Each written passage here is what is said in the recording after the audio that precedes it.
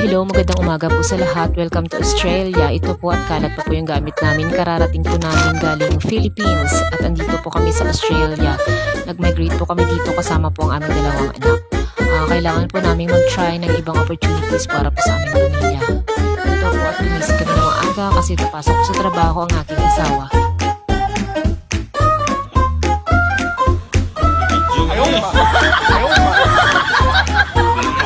Medyo mainit pala. Ito po at magmamadali na siyang pumasok sa trabaho. Kailangan po maaga kasi babiyahe ko siya ng 3 hours papuntang Melbourne, Australia. Doon ko siya nagtatrabaho.